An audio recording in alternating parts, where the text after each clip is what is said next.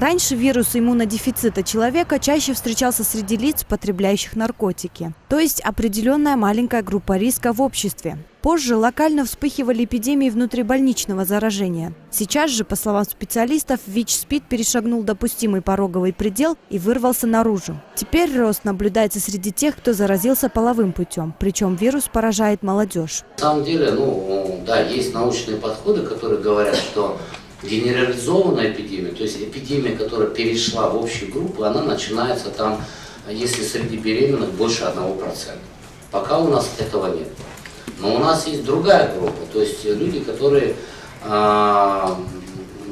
обычные граждане, вдруг такой процент. То есть мы можем говорить об устойчивой тенденции перехода эпидемии в общую популяцию. Государство ежегодно выделяет 63 миллиона сомов на лечение, диагностику и тестирование этой болезни. Тем не менее, специалисты в один голос заявляют, что властям необходимо пересмотреть и расширить программы выявления и лечения ВИЧ. Иначе ожидается очередной всплеск эпидемии, которую тяжело будет остановить. Мифы, стереотипы, которые приняты сейчас в обществе, они очень глубоко сидят.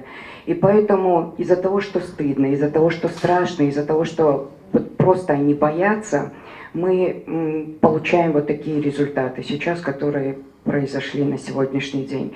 И информирование должно быть адекватным, грамотным, и не только в аккордные даты, не только в какие-то сенсационные моменты. Оно должно быть, наверное, на постоянной основе. В стране на ВИЧ-инфекцию каждый год проверяется 8% населения, то есть примерно 450 тысяч человек. На начало апреля текущего года было зарегистрировано 9010 человек, из которых около 1952 скончались. Детей же с ВИЧ-инфекцией по стране 658. Из них 386 были заражены в больницах. Если обратиться к статистике, то на каждые 100 тысяч человек приходится 13 случаев болезни.